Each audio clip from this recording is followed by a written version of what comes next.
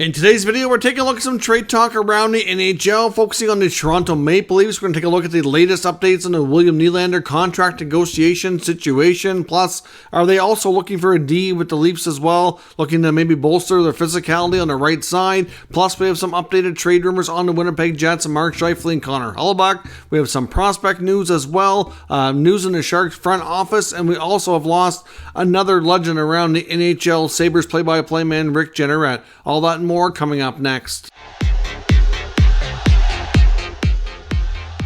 So welcome back to another video here at Top Shelf Hockey. As I mentioned, we have a lot of NHL news and some trade rumors to take a look at here today. Unfortunately, this trend continues here that we've lost a lot of people around the world of the NHL in the past week or so, and this one came a little bit unexpectedly, but longtime Sabres play-by-play man Rick Jeanneret has unfortunately passed away at the age of 81. He just recently retired and had his last game just not long ago in 2022.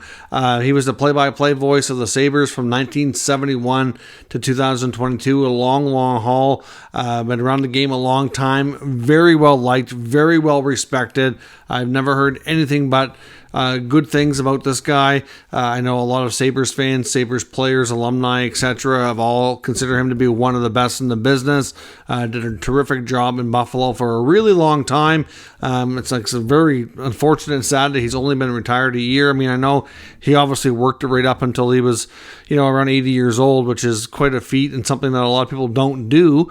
Obviously, he loved what he did, or he wouldn't have worked that late into his life.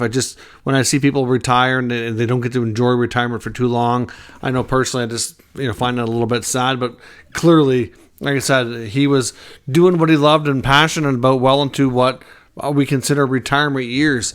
Most people would have been retired, but he was continuing to call games because he was had so much passion for it and loved it so much. So certainly one of the best in the business has left us, and we've lost yet another legend of NHL. So certainly we want to pass along our condolences to his family, friends, anybody impacted or knew him directly.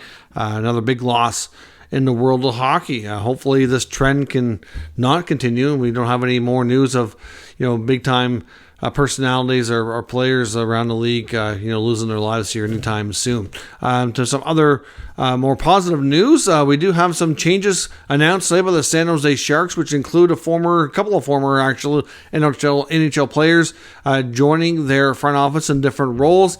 General Manager Mike Grier today announced that he's hired former Sabres goaltender and one of the best U.S.-born goalies in NHL history, Ryan Miller, as a goaltender scout and goalie development personnel. Also, former Sabre Thomas Vanek has been hired as an amateur scout working primarily in the Minnesota area. Of course, Ryan Miller and Thomas Vanek, both former teammates of GM Mike Grier from his time with the Buffalo Sabres. So certainly all these former Sabres are now working in the Sharks organization, but certainly well-respected people in their roles. Ryan Miller is, like I said, one of the greatest U.S.-born goalies of all time at this point. So certainly, I'm sure they can get a lot of knowledge from him as he continues on now in a scouting and development type role. And same goes for Vanek. Hopefully he can enjoy what he's doing now as an amateur scout. We also got some other news from around the league. We'll actually connect this one back to the Sharks as the former Shark first-round pick and defenseman Ryan Merkley, who was drafted with a lot of skill, but also came with a lot of what many referred to as different baggage and attitude issues. The former first-rounder signed his ELC in San Jose, had a chance after coming out of junior in the OHL, and never really got a huge opportunity in San Jose. Now, all those issues we've talked about, like all the attitude issues and suspensions, and there's a long laundry list of things that he kind of had going on the ice and off the ice that were concerns. I'm not sure how much of that continued in San Jose, and to be honest, never really heard a whole lot. So I thought generally no news is good news when it comes to that stuff. I thought the Sharks would be a good organization for him to mature in, considering how many excellent longtime leaders were there within the organization. But things never worked out. He ended up getting traded and then became a free agent after not getting qualified this past offseason. And Ryan Merkley is now off to the KHL, where he signed a one-year deal to play for the Kunlun Red Star. So quite a change of pace for Ryan Merkley, who obviously played, like I said, his junior hockey in Canada in the OHL, tried in the NHL as well for a while, and now he's heading off into KHL to play for the Kunlun Red Star, which are based out of China. So certainly interesting to see if he makes a return or an attempt at return to pro hockey in North America after that, or if he stays over there or what happens. I'll be curious to see how things play out. Former Blackhawk prospect, third rounder from 2018, Jake Wise, who at one point was considered a pretty prominent prospect. I think his stock kind of fell a little bit. He obviously ended up not signing in Chicago and stayed in college, and he's become a UFA here recently, and he signed an American Hockey League only deal with the Charlotte Checkers. So he won't be eligible for NHL recall. But if things go well for him now that he's turning pro, then we'll see if he can get an opportunity down the road. But Jake Wise, now a member of the AHL's Charlotte Checkers. Now, also some news out of Edmonton, which could impact things in Ottawa. There was speculation over the past little bit here that Steve Staios has departed ways departed the organization, with the Edmonton Oilers. Now, it wasn't long ago that many considered Steve Staios to be a legit top candidate to possibly replace Ken Holland as GM, as many suspect that Ken Holland might retire at the end of his contract that he's in right now, which isn't that far away. Now, of course, the Oilers kind of surprised a lot of people recently by hiring Jeff Jackson, the former agent and who represented guys like Connor McDavid, joins the team as CEO, which certainly went about changing the structure of everything and the whole dynamic there for sure. Now, of course, there was some belief that Staios interviewed within the team and kind of felt that with the changes that were made, that his opportunity to move up had significantly changed with Jackson coming in. And it's believed, according to sources, that Staios isn't there anymore. Now, of course, even before that, there was speculation when it was beginning to the point that Michael Andlauer was becoming the leading candidate, so to speak, in the sweepstakes to buy the Senators, that he might be a top candidate to become either a president or GM or something like that within the Sens organization not long after Andlauer takes over. Because, of course, Staios has a long history working with Andlauer, of course, with the Hamilton Bulldogs and the OHL, where Staios kind of cut his teeth in getting in his long experience as being in the management side of the hockey business. Of course, Andlauer was the team owner, know each other very well, worked together a long time, and a lot of people thought that Andlauer was quite happy to bring in Staios to work with him again at the NHL level. So, of course, with the Ottawa Senators, we know that we've seen some changes already taking place within their organization as they prepare to hand things over to Andlauer, which is expected to close here, like I mentioned before, hopefully by the end of August, if not the first part of September. So in the next 2 to 3 weeks, that sale should be closed, and Andlauer should have complete control of the Sens, which, at that point will be probably get a slew of announcements within a short time, I would think, because I imagine he's probably gradually lining things up and working on things here in the background as the sale gets closer to closing. At least that's what you would think. Anyways, I don't know that we're going to see sweeping changes within like the main big roles. Like I would suspect that GM Pierre Dorion likely stays on for a little while anyways. Same with head coach DJ Smith. I think they'll be given an opportunity to see how the season starts at the very least. If for any reason Ottawa had a bad start to the season, then I think everything's fair game at that point. If they have a good start and make some good progress to becoming a playoff team this year like they're hoping for, then obviously that could gain them a little bit of job security. Doesn't mean they can't bring in a guy like Staios in a different role. Maybe he comes in as an AGM and kind of becomes next in line when Dorion eventually does go. Maybe Dorion ends up with Staios as his boss, as team president. And it's hard to say how the structure could work, but with the rumored departure of Staios out of Edmonton, the rumors are certainly picking up about him heading to Ottawa, where this is all kind of happening just a matter of weeks before Andlauer gains control of the Senators. So we'll see how things play out there. But Staios, by many, has been considered a great future candidate and expected to get an opportunity to be a GM in the NHL someday. So we'll see where it goes and go from there. Now, as I mentioned, we have some trade rumors. I want to take a look at it here today, mainly out of Winnipeg and Toronto. We'll start with the Jets. Article from the Winnipeg Sun talking about how Winnipeg really shouldn't go into the season with Connor Hellebuyck and Mark Scheifele unsigned. They're both, of course, pending UFAs.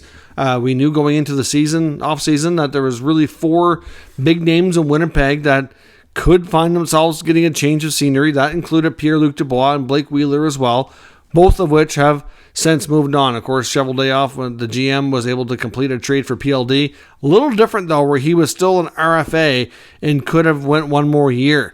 So that as much as that trade was, I think, important to get done, they were not in a situation where if they went into the season that he would have been, gone for nothing, right? If he got hurt, there's just a little bit more security there where he was an RFA, not a UFA. Obviously, Wheeler was in a different spot, near the end of his career, declining stats, looking at a probable buyout.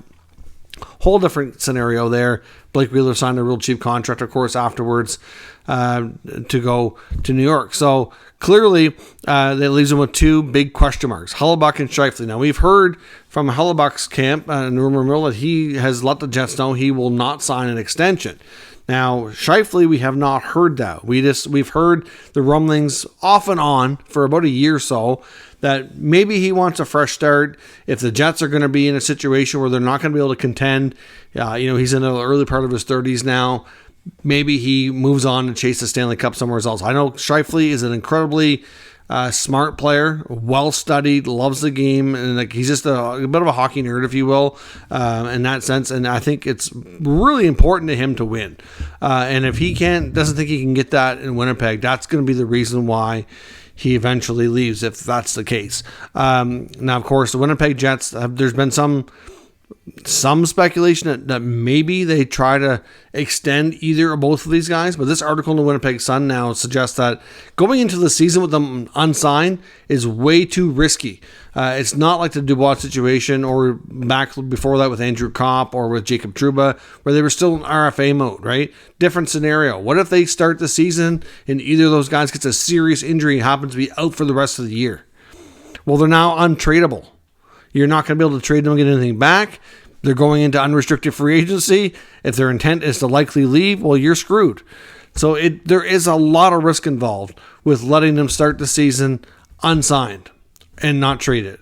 So, the only problem is you look around, the Hellebuyck deal is getting more and more complicated because at this point in the offseason, a lot of teams have already kind of figured out their goaltending.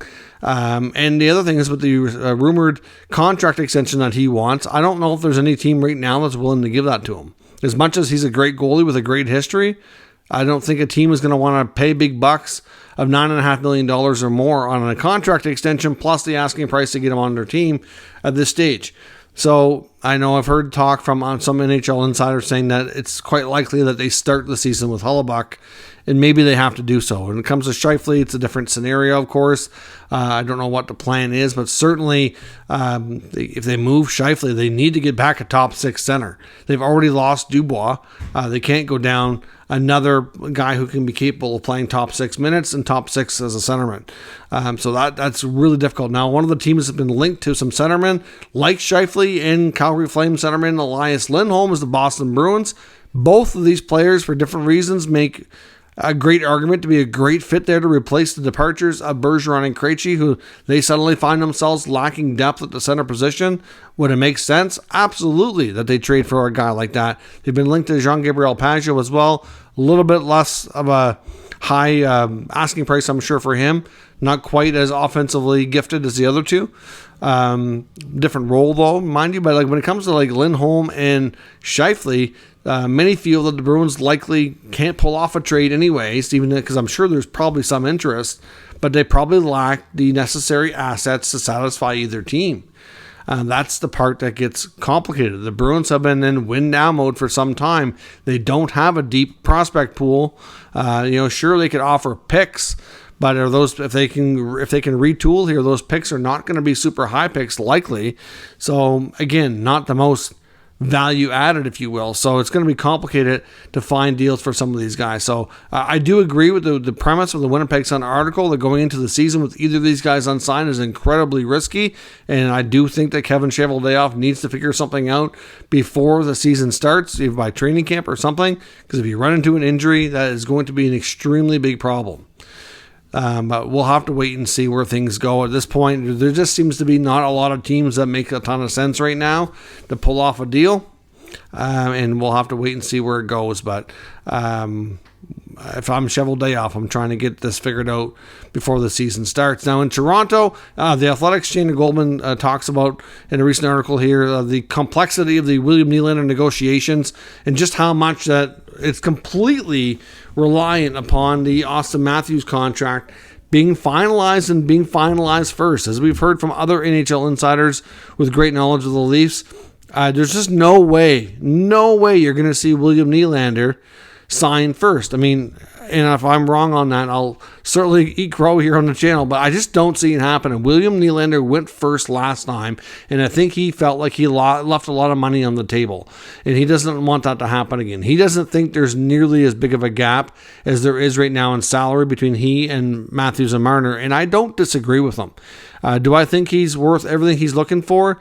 Not necessarily, but the problem here is that it's less about that and more about the fact that the Leafs just can't have four guys making, say, $11 million or 10 plus. It's just too much cap getting eaten up. They still have a few years of Tavares. Matthews is likely going to be around 13 or better, and Marner's already around just shy of 11. He's going to want 12, 13 at least too. And Nylander is rumored that he's probably looking for around 10. And if you look at it that way, like that's really not that unreasonable for how he's played recently and how he compares to his Leaf teammates. But it's like I said, I just don't see how they can make that work and still put together a good enough surrounding player roster with them like supporting cast and improve their D and all that as well to make it work and be cup contenders. It's going to be very, very challenging. But at the same time, you take Nylander out of the equation there in Toronto, and they're missing a big offensive weapon.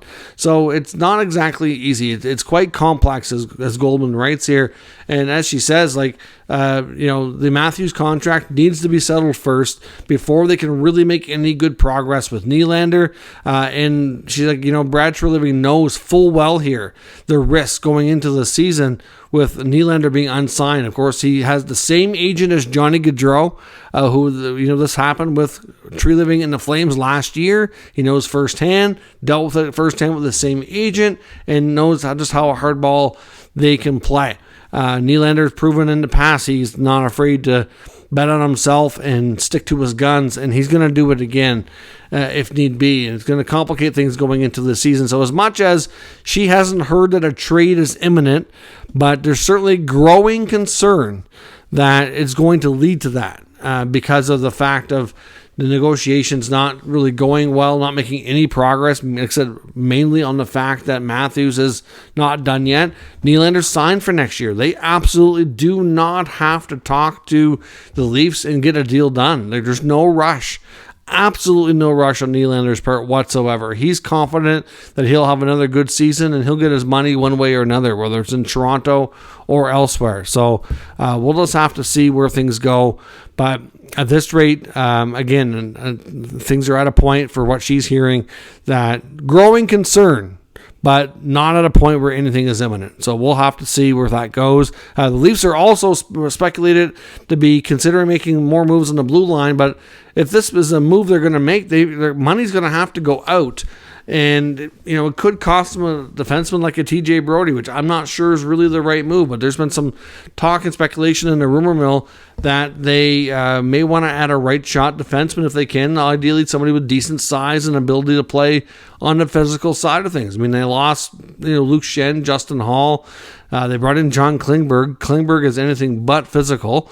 And it's just like they might want to add a different style back there. I mean, they got Jake McCabe, who's not afraid to play that style of game. But again, they could use another guy like him on the other side. And that one of the names that's been in the rumor mill, which surprised me, to be honest, when I first seen it, and I've seen it pop up off and on over the last few weeks, is Andrew Peeke in Columbus. Now, I've seen rumors that he could be available. After all the other additions that the Jackets have made to their blue line this offseason, he may be a player they're willing to move. I mean, he's right shot. He's got good size. I don't know that he's the most physical. His underlying numbers are not very good. Mind you, some of the analytics suggest that he was incredibly unlucky last year with the Jackets goaltending playing at a subpar level when he's been on the ice, but his stats getting hemmed in and having a lot of goals against on the ice while he was there in Columbus was certainly very, very, very poor. So we'll have to see if he continues to be a name of interest that is reportedly on the Leafs' radar. I don't think it would be a huge asking price, but the money part would be tricky for Toronto where they're so tight up against things. And I don't know that they're going to want to, like I said before, there's been a lot of talk about maybe trading Brody, but only because he makes $5 million. That's all it is. If he made less money, I think people would be less giving him more of a, clearance here to be who he is. And as much as he might not have had an awesome playoffs, he's been pretty solid for them during his tenure as a Leafs defenseman. So with that said, I think you need to be careful trying to upgrade, and I don't know that Andrew Peeke's going to accomplish that.